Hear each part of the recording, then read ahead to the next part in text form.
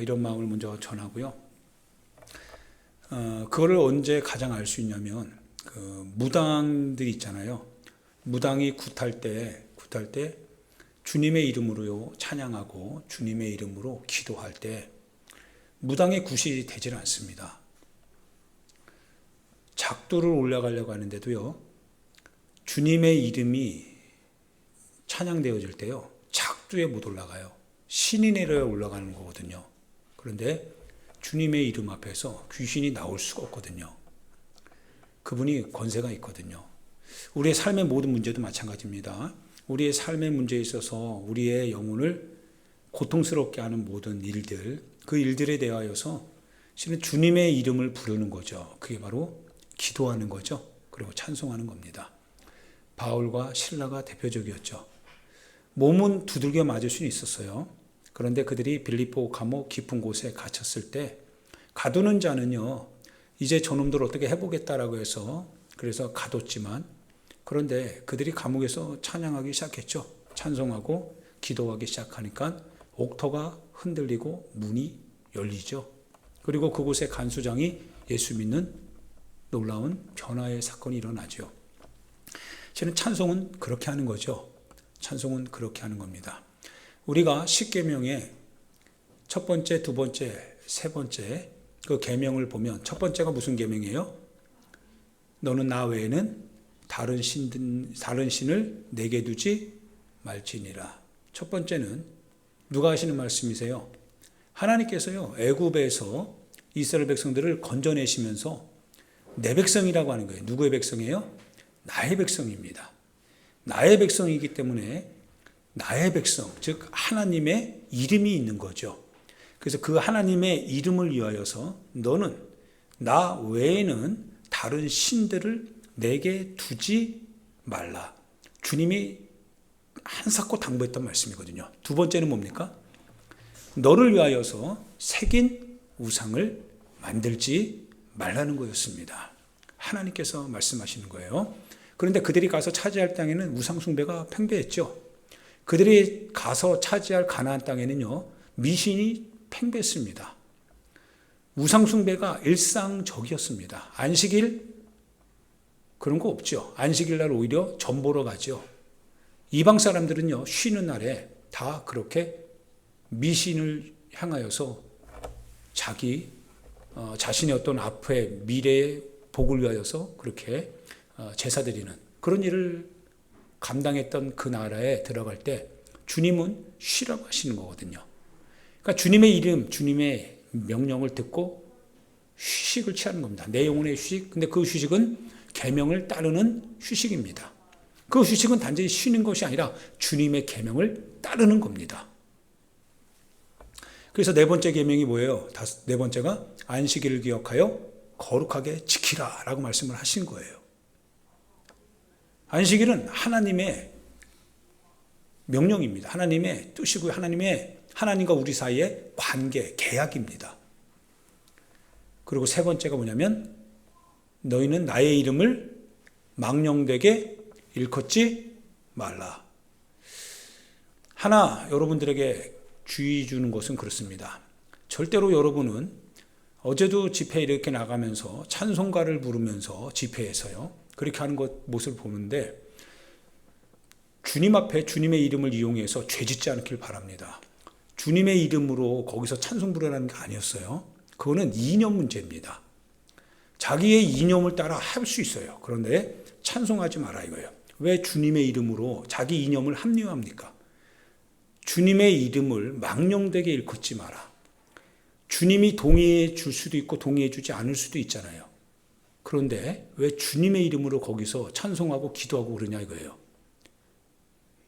주님의 이름을 이용해서 자기의 이념을 합리화 정당화시키려고 하지 마라 이거예요. 그냥 만약 나갔으면 그냥 하나의 서민으로 나가라 이거예요. 봉기를 해도 서민으로 그냥 봉기하라 이거예요. 주님의 이름과 상관없이 해라 이거예요. 주님 앞에 책망을 들을 것이 두렵지 않냐 이거예요. 죄 짓는 겁니다.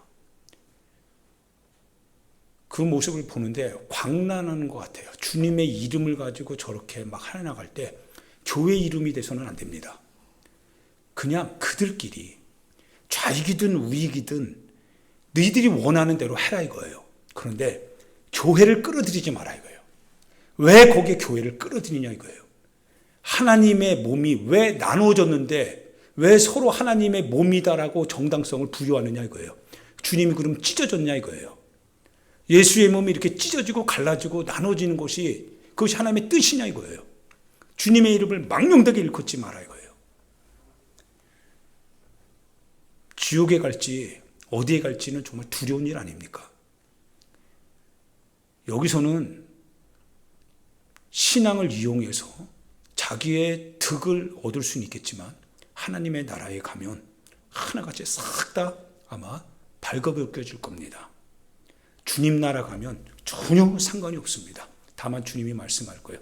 내 이름을 언제 거기서 허락했냐고 물어볼 때 주님의 이름을 가지고 그걸 썼던 그들은 경건을 이득의 수단으로 삼은 망령된 인간들이거든요. 여러분 죄짓지 마십시오. 그런데 절대 여러분이 나가더라면 주님의 이름으로 가지 마세요. 여러분이 나갈 때 만약 그것이 주님의 이름으로 나가야 된다면 거기에 반드시 고난이 있을 겁니다. 기독교인이 당하는 고난이 있어요. 기독교인의 이름으로 하나님의 이름이 고통당할 수밖에 없는 그런 현장이 있다면 여러분 거기서 찬송해야 됩니다.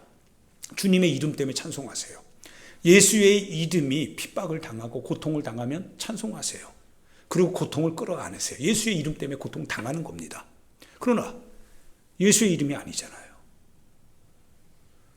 이 말뜻은 그냥 하는 얘기가 아니라 내 마음속에 주시는 주님의 마음이 있다는 것을 여러분 아셔야 됩니다. 겸손할 때는 실은 가난할 때 겸손합니다. 그런데 어느 날 권력을 잡고 사람들이 막 띄우게 되면 어느 날부터 자신이 하나님처럼 되려고 해요. 하나님의 이름을 마음대로 사용해요. 백성들을 막 끌고 다녀요. 주님의 이름으로.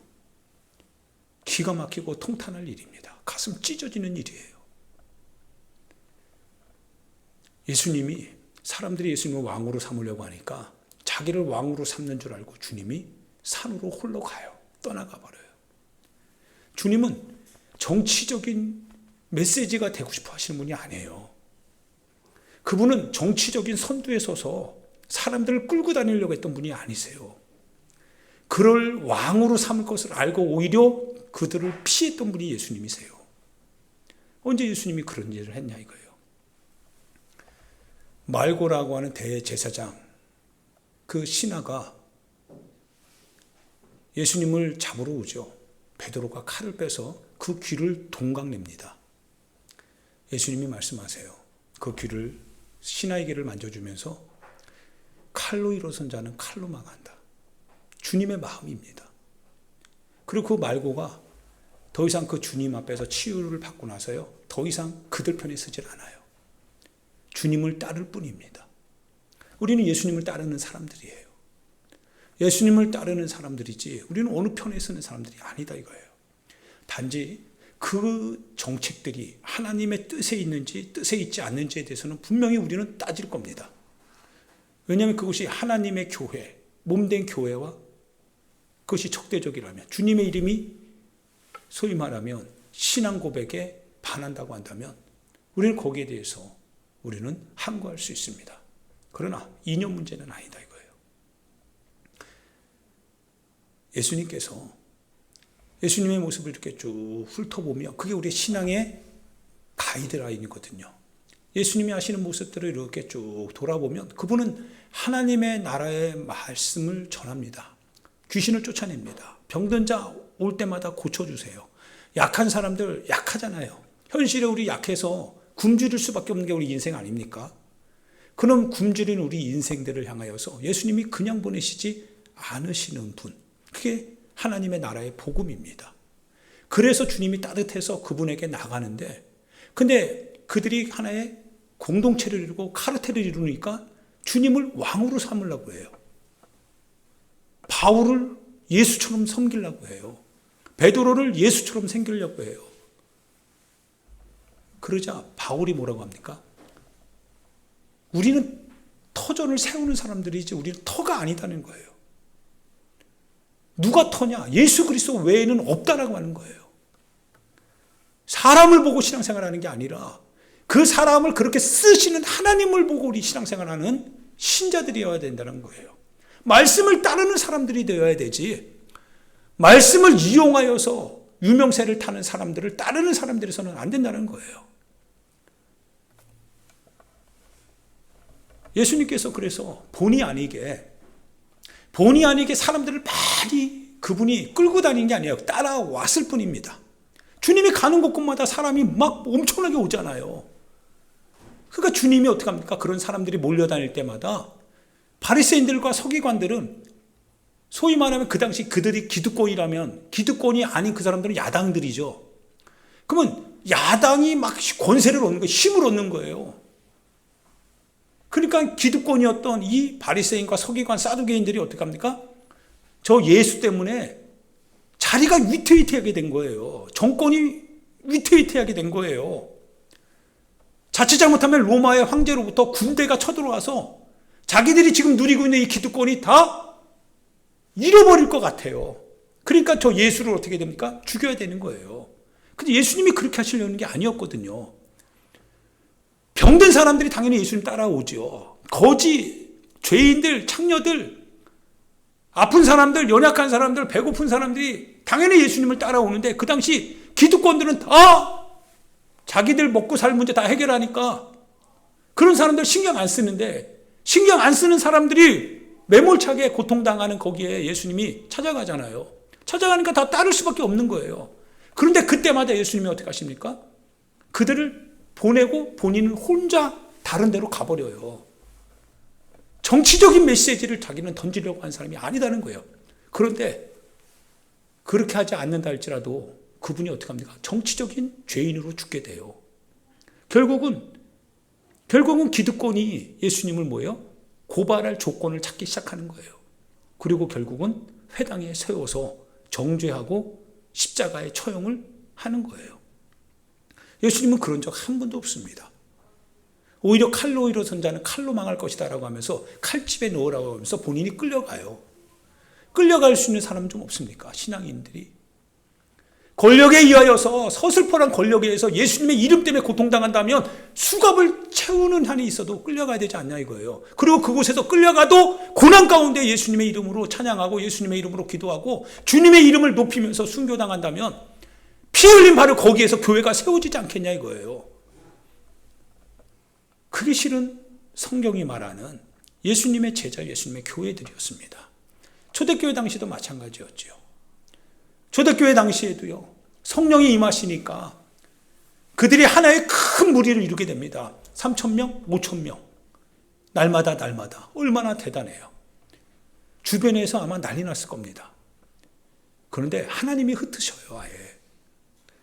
하나님의 뜻은 가서 복음을 전하는 거지, 너희들끼리 모여서 하나의 카르텔을 형성해서 너희들만의 하나의 어떤 기독교 세계를 만들라는 게 아니었어요. 가서 복음이 필요한 곳에 가서 너희들 복음을 전하라는 거예요. 근데 전하니까 어떻게 돼요? 박해와 핍박이 오잖아요. 고통이 오잖아요. 그런데 고통 가운데도 그들이 뭡니까?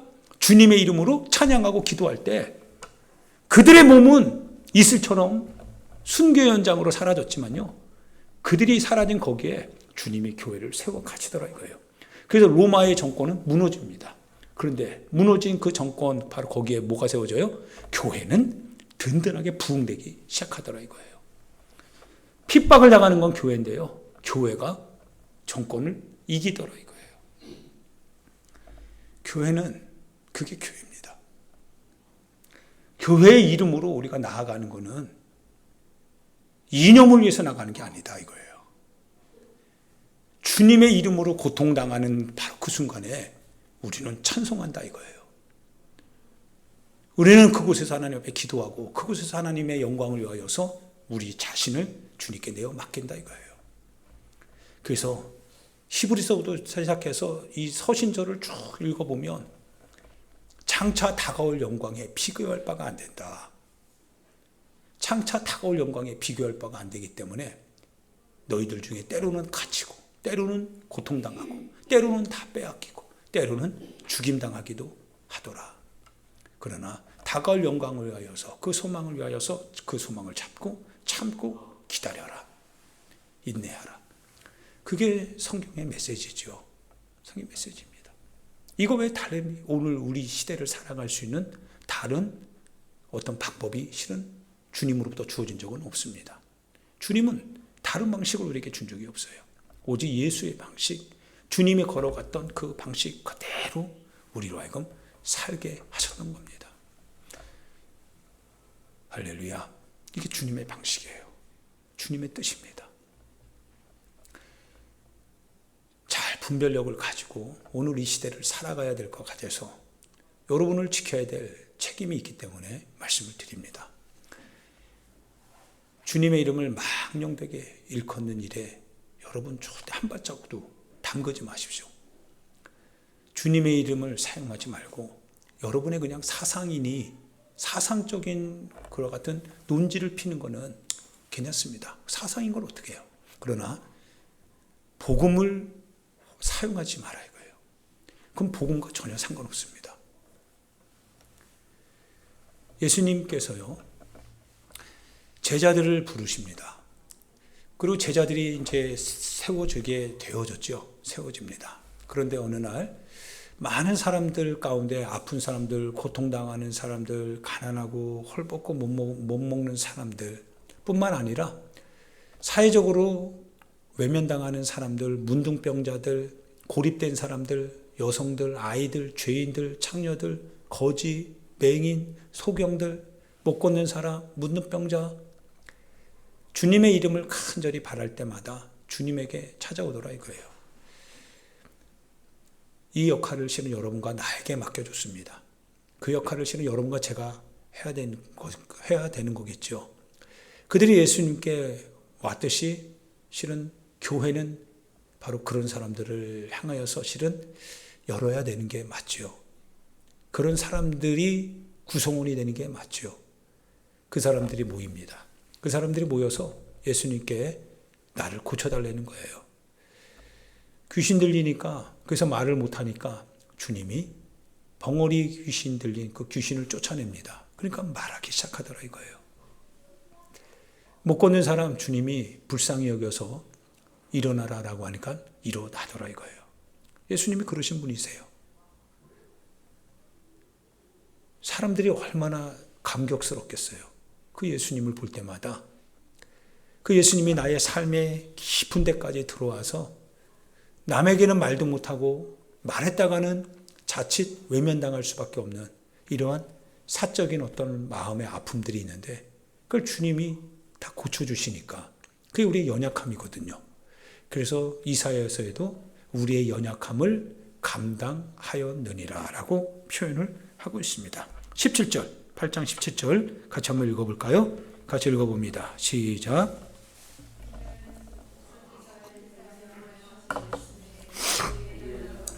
친히 담당하시고 병을 짊어지셨도다 함을 이루려 하심이더라. 예, 그래서 예수께서 이제 무리가 자기를 마에어 쌉니다. 18절에 보니까 그러죠. 예수님을 마에어 싸요. 예수님을 많이 에워싸는 걸 보시고요. 예수님이 어떻게 합니까? 건너편으로 가자라고 합니다. 건너편으로 가자. 주님은 인기 몰이하는 분이 아니더라 이거예요. 브랜드화 되시는 분이 아니더라 이거예요. 그분은 다른 데로 가서 거기서 또 전도하기를 원하셨던 분입니다. 예수님, 어떤 분이신지 생각이 되죠? 예수님은 그렇게 계속 이렇게 돌아다니시는 분인 것 같아요. 그러면서 본의 아니게 사람들은 예수님이 어디 계셨느냐, 어디 계셨느냐 묻고 소문 듣고 예수님이 있는 곳으로 모여들었지만 그때마다 예수님은 자기에게 오는 많은 약한 사람들을 고치시면서 또 고침받은 사람이 자기를 이렇게 추대하려고 할 때마다 다른 데로 가자, 다른 데로 가자라고 하는 어떻게 보면 경제 논리에 의하면 정말 장사 못하는 분이시죠. 정말 장사 못하시는 분 예수님이십니다. 마지막까지도 혼자 계실 수밖에 없었던 분, 그분이 예수님이셨던 바로 그분이십니다. 우리가 우리의 구원자라고 말하는 예수님이시죠. 그때 한 서기관이 이렇게 나온다라고 표현을 합니다. 서기관은 어떤 사람입니까? 성경에 대해서 박학다식한 분이십니다. 성경에 대해서는요, 정말 잘 알고 있는 분입니다. 여러분, 이제부터 여러분과 제가 주의해야 될 일들을 여러분이 이 성경을 통해서 듣고 있는 겁니다. 성경이 뭘 얘기하고 있는지요, 한번 잘 들어보시기 바랍니다. 성경이 말하면서 우리에게 뭔가 경고하고 싶어 하시는 것 같아요. 성경을 너무 잘 알고 있는 한 서기관이요, 예수님의 그 얘기, 예수님의 모습들을 다 보면서 받아들이지 아니할 수 없겠죠. 바리새인들이라고 다 나쁜 건 아니잖아요. 그죠? 바리새인들이라고 다 나쁜 건 아닙니다. 그 중에서도 주님의 이름을 자신의 어떤 그 공직으로 말미암아 출교당하지 않게 하여서, 자기 직분을 잃어버리지 않게 하여서 밖으로 표현을 못할 뿐이지 마음으로는 믿는 사람들도 많이 있다고 요한복음에는 얘기하고 있거든요. 그 중에 한 사람이었던 것 같아요. 이 서기관은 그런데 성경을 너무나 잘 알고 있고 그걸 애울 수 있을 정도입니다. 전체를 다 애우는 사람일 정도입니다. 그러니까 하나님의 구원의 역사를 쭉 깨고 있는 사람이고, 예수님이 하시는 그 모습을 통하여서요, 아, 예수님이 바로 그 오시기로 약속하셨던 선지자 메시아가 분명할 것이다 라고 하는 것도 짐작하고 있었던, 아마 확신했던 사람일 것 같아요. 확신에 가득 차서요, 예수님께 이렇게 묻습니다. 호언장담하는 거죠. 예수님, 주님 어디로 가시든지 저는 따르겠습니다. 예전에 여러분과 이런 말씀을 나눈 적이 있습니다. 어디로 가시든지 나는 따르겠습니다 라고 할 때 실은 몰라서 하는 얘기가 아니죠. 예수님이 어디로 가십니까? 서기관이 알고 있는 메시아는 그들의 나라를 지금 로마로부터 구원해 주실 하나님이시거든요. 구원자시거든요. 메시아시거든요. 정치적 메시아일 수도 있는 거죠. 왕이죠. 뻔히 이미 알고 있는, 자기가 가지고 있는 예수님에 대한 지식입니다. 성서를 통하여서 꿰뚫어보고 결정낸 지식입니다. 그러면서 예수님 앞에 얘기하는 거예요. 어디로 가시든지 이미 자기는 알고 있어요. 어디로 가실 것인지. 그러면서 나는 따르겠습니다. 얘기합니다. 예수님이 뭐라고 하세요? 예수님이 갑자기요, 이런 얘기합니다. 서기관을 보면서 공중에 새도 둥지가 있고 여우도 자기 굴이 있지 않느냐. 누구나 다 알고 있는 지식이죠. 성경을 통해서 누구나 짐작할 수 있는 지식입니다. 성경을 읽어보면 신앙생활한다라고 하는 그 결과가 무엇인지 누구나 다 성경을 읽고 신앙생활을 하고 교회를 다니면서 다니는 이유가 뭔지, 왜 신앙생활을 하는지 누구나 다 알고 있는, 다 잘되기를 원하는 거 아니겠어요? 그래서 난 신앙생활 할 겁니다. 어떤 일이 있어도 나는 신앙생활 잘할 겁니다. 그런데 만약 잘되기를 원하는 것을 이미 알기 때문에 그래서 신앙생활 하는데, 근데 그 사람의 삶이요, 잘 안 되는 거예요. 잘 안 되는 겁니다. 확신한 거와 달리 잘 안 되기 시작합니다. 예수님이 하시는 얘기가 그런 얘기죠. 인자는 머리 둘 곳이 없다는 거예요. 인자는 머리 둘 곳이 없다는 거예요. 어떤 일이 일어날지, 네가 생각하는 네 성경을 가지고 너가 판단하고 있는, 나를 따르겠다라고 하는, 따르겠다라고 그렇게 말하게 되었던 그 많은 소스들, 그래서 결과적으로 나는 예수님을 따를 거야 라고 생각했던 바로 그 모든 소스들이 만약 예상치 못한 일로 말미암아 다 무너지게 된다면, 그래도 너 나를 따를 수 있겠냐, 이 얘기입니다. 신앙생활이 어느 정도 예측이 돼야 되는 거죠. 교회 다니는 게 어느 정도 예측이 돼야 되지, 교회 다니고 신앙생활 하는 거 아닙니까? 다 복되고 잘되고 그게 하나님의 은혜라고 할 때 다 누구나 수긍하는데, 그런데 오히려 잘 안 되고, 오히려 희생을 강요하고, 오히려 누군가를 위해서 마치 제사장이나 레위인처럼 그냥 지나가면 될 걸 가지고 가던 길도 멈추고 자기 비용을 들여서 전혀 나랑 상관없고 돌아올 비용도 챙길 수 없는 그 인간을 위하여서 내가 시간 들여 재정 들여서 건져내야 된다라고 한다면 예상밖이지 아닌가요? 나는 잘 되려고, 나는 뭔가를 가지려고 왔지 내 거를 이렇게 희생하려고 온 건 아니잖아요. 그래서 신앙생활하는 거 아니냐 이거예요. 그런데 뜻밖의 예수님이 이 말씀을 하는 거예요. 어려운 길, 힘든 길, 좁은 길, 거친 길, 사람에게서 떨어져야 되는 길, 인정받지 못하는 길. 누가 이 길을 선택하겠냐 이거예요. 그래서 서기관은 뭐냐면 성서를 들여다봤을 때 그분은 우리 왕이시다라고 하면서 그 왕이 가지고 있는 힘이 있을 거 아니겠어요. 그 힘을 딱 예측하고 나는 주님 어디로 가시든지 따르겠습니다. 누가 못 따라가겠냐 이거예요. 예수님께서요 어느 날 감옥에 갇힌 세례 요한의 제자들이 오게 되죠. 제자들이 예수님께 와서 세례 요한이 물어봤습니다. 오실 그이가 당신입니까? 예수님 당신이 오실 그이 즉 메시아가 맞습니까? 제자들이 감옥에 갇힌 세례 요한을 인하여서 대신 물으러 왔습니다. 예수님께서 자신이 하시는 일들을 대신해서 얘기해 줍니다. 귀머거리가 듣고 눈먼 자가 들으며 가난한 자들에게 복음이 전파된다 해라. 그 제자들이 떠나가서 요한에게 얘기하죠. 얼마 안 지나서 아마 세례 요한은 헤롯에 의하여서 목베임을 당하게 될 겁니다. 세례 요한입니다. 세례 요한, 여자가 낳은 자 중에 가장 위대한 사람이 누구예요? 세례 요한입니다. 그가 딴 거 전한 거 아니죠. 그는 하나님의 나라를 전했을 따름입니다. 그는 하나님의 복음 안에서 그 복음을 위하여서 전하고 복음을 위해서 살다가 감옥에 갇혔던 사람입니다. 그가 죽을 죄가 있어서 감옥에 갇히거나 죽을 죄 때문에 그의 목이 잘려나간 것도 아닙니다. 그런 세례 요한이요 하나님의 복음을 전하다가 광야에서 복음 전하다가 감옥에 갇히고 곧 목이 베어 죽임을 당합니다.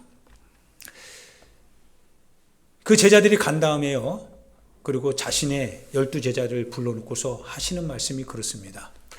너희들이 광야는 신앙이라고 했어요. 신앙하는 현장이 광야라고 합니다. 여러분 신앙하는 이유가 뭐냐? 여러분이 광야에 가는 이유가 뭐냐? 이 얘기하는 겁니다. 신앙생활 하려고 하는 이유가 뭐냐? 오늘 교회에 나온 이유가 뭐냐? 뭘 보려고 나온 거냐? 바람에 흔들리는 갈대냐? 그냥 주일이니까 에휴, 쉬엄쉬엄 습관적으로 그냥 교회 안 나가면 불편하고 나가야 좋으니까. 신앙생활하는 이유가 뭐냐? 신앙생활하면 그래도 내 영혼이 편하잖아요. 내 영혼이 그래도 좀 평안하고 우리 집이 잘 되고 뭔가 좀 문제가 생겨도 해결될 것 같고 또 일어날 문제도 안 일어날 것 같으니까요. 흔들리는 갈대 보려고 광야에 나갔더냐? 아니면 부드러운 옷 입은 사람을 보려고 너희들이 광야에 나갔더냐? 부드러운 옷 입은 사람은 어디 있어요? 왕궁에 있다고 했습니다. 여러분이 광야에 나온 이유, 여러분이 교회에 나온 이유, 여러분이 신앙하는 이유, 부드러운 옷 입은 사람을 내가 못 입으니까 야 나도 좀 저런 옷을 한번 입어봤으면 좋겠다. 대신 만족이라도 좀 느껴봤으면 좋겠다라고 하면서 그러려고 신앙생활 하더냐 이거예요. 그러려고 광야에 나갔더냐 이거예요. 예수님이 뭐라고 하세요? 그 제자들이 인정하면서 그래요. 선지자를 보러 나온 거 아니냐. 맞다. 너희들이 광야에 온 곳은 선지자 보러 온 거 아니냐. 그 선지자가 누굽니까? 세례 요한이었거든요. 세례 요한 보려고 부드러운 옷을 생각하는 사람 한 사람도 없습니다. 세례 요한을 보려고 나온 사람들 중에 그냥 이렇게 구경하러 나온 사람 한 사람도 없어요. 세례 요한을 보기 위하여서 광야에 나온 사람들은 각오하는 사람들입니다. 부드러운 옷 아닙니다. 오히려 세례 요한을 보러 나온 사람들은 감옥에 갇힐 걸 스스로 결단해야 되는 사람들이죠. 악한 세력, 악한 권력에 의하여서 목베임을 당할 것을 알면서도 당할 것이다라고 스스로 고백하는 사람들이죠. 바로 누구를 얘기하냐면 예수님을 얘기하기도 합니다. 예수님을 믿으러 나오는 이 교회 생활, 신앙생활. 예수님으로부터 뭘 보러 나온 겁니까? 예수님으로부터 뭘 얻으려고 나온 겁니까? 예수님을 통하여서 얻고자 하는 바가 무엇입니까? 라고 하는 질문 속에서 부드러운 옷 입은 예수님을 보러 나온 겁니까? 그냥 오늘도 교회 가면 예수님이 계시니까 그냥 늘 습관처럼 그렇게 나온 겁니까? 아니면 십자가에 달려 죽임 당하는 그 살아계신 신앙의 실제성을 우리의 삶이 신앙생활하게 되면 어떠한 결과를 초래하게 될지를 예측하고 그걸 각오하면서 그 주님을 만나러 나온 것입니까? 이 질문을 실은 하고 있는 거죠. 서기관이요. 잘못한 거예요. 잘못된 생각을 가지고 잘못된 지식으로 주님을 따르겠다라고 했는데 거기에 대해서 주님이 그렇게 반박을 하신 거죠. 인자는 머리 둘 곳이 없는 것이다. 인자는 너희가 가지고 있는 생각으로 그렇게 섬길 수 있는 게 아니고 너희가 그런 예수님일 것이다라고 추측하고 그 예수님을 따르는 것이 아니다. 인자가 설 곳은 십자가밖에 없다. 고난을 당하는 예수, 그 예수밖에 없다. 너희가 나를 따르겠다라고 한다면 그러면 자기 십자가를 져야 된다. 자기 십자가를 지고 나를 따라야 될 것이니라. 그게 광야에서 만나는 예수 그리스도 주님의 길입니다. 그분을 따르겠다라고 오늘 신앙생활하고 교회 나오는 여러분과 나의 신앙이고 나의 교회입니다. 오늘 이런 교회가 되기를 여러분 기도해야 되겠죠. 오늘 한국교회가 이런 교회가 되어야 되지 않겠습니까? 이 교회를 이루어 나가는 많은 신앙하는 사람들이 이런 성도들이 되어야 되지 않겠습니까? 주님을 따르기 위하여서 십자가에 달린 예수 그리스도 그 앞에 서고자 하는 신앙인인 것인지 두루뭉실 그렇게 좋은 게 좋은 것이다라고 하면서 무리를 따라 그렇게 신앙하기 위하여서 오늘 예수님을 따르는 것인지 구원은 십자가에 달린 예수님을 통해서 우리에게 주어지는 것이지 결코 부드러운 옷 입은 예수님을 통하여서 구원이 우리에게 주어지는 것은 아니다 라고 하는 사실을 꼭 기억하시길 좀 부탁드리겠습니다. 할렐루야. 사랑하는 여러분, 그런데도 감사할 수 있는 것은요 그렇습니다. 예수님은 굶겨보내지 않는다고 하셨죠. 예수님은 굶겨보내지 않으시고요. 두려운 일이 없을 수는 없습니다. 두려운 일이 없을 수 없기 때문에 두려움에 처할 수밖에 없습니다. 그런데도 예수님은 이렇게 말씀하셨습니다. 두 참새가 한 앗사른에 팔리는 거 아니냐라고 생각하겠지만 그렇지 않다는 것이죠. 하나님께서 허락하지 않으시면 그 한 마리도 땅에 떨어지는 일 없다는 거죠. 두려워하지 말라는 거예요. 두려워하지 마라. 수고하고 무거운 짐진 자들아 다 내게로 오라는 거예요. 그래서 내가 너희를 쉬게 하겠다는 거예요. 주님이 책임지시겠다는 거죠. 그러나 경고하는 바는 이와 같습니다. 사람들 앞에서 나를 부인하지 마라. 사람들 앞에서 이런 나를 부인하지 말라는 거예요. 사람들 앞에서 너가 신앙하는 그 십자가에 달린 예수님을 부인하지 말라는 거예요. 다른 말로 말하면 십자가에 달린 예수와 상관없이 여러분 스스로 부드러운 옷 입은 예수를 찬양하지 말라는 거예요. 거기는 예수가 없다는 거예요. 여러분이 만든 허황 속에 그려진 예수는 있어도 실제적으로 고통당하는 예수는 없다는 거예요. 고통당하는 예수가 불편하다고, 희생당하는 예수님이 불편하다고, 나를 따라오라고 말씀하시는 감옥에 갇힌 그 예수가 불편하다고 그 예수님을 모른다 하지 말라는 거예요. 만약 나를 모른다고 하면 나도 내 아버지의 이름으로 너희에게 올 때에 나도 너희를 모른다 할 것이다 라고. 그러나 만약 사람들 앞에서 나를 인정하면 나도 내 아버지 앞에서 너희를 인정할 것이다 라고. 주님이 하시는 말씀입니다. 두려워하지 말라는 거예요. 두려워하지 마라. 내가 너를 인정할 거 아니겠냐 이거예요. 고통 가운데서 신앙생활하는 거를 두려워하지 말라는 거예요. 두려움이 온다 할지라도 하나님이 허락하지 않으면 절대 그 두려움이 실제가 되지 않을 것이다 라고 하는 것을 믿으라고 하는 거예요. 내가 너희 편인데 너에게 담대한 마음을 주지 않겠느냐라고 하는 거죠. 감당할 수 있는 능력을 주님이 주지 않겠느냐는 거죠. 너로 말미암아 예수님의 이름이 드러났듯이 너의 이름으로 너의 그 행위, 너의 그 신앙으로 말미암아 주님의 이름이 다시금 드러나게 될 거 아니겠냐는 거죠. 그게 주님을 따르는 겁니다. 나를 따르겠느냐. 나를 따르겠느냐라고 하실 때 인자는 머리 둘 곳이 없는 것을 기억하고 나를 따라야 되느니라. 주님이 우리에게 말씀하시는 말씀입니다. 같이 이 시간 우리 하나님 앞에 기도합시다. 사랑하는 여러분, 여러분 한 영혼 한 영혼이 참으로 소중하고 귀합니다.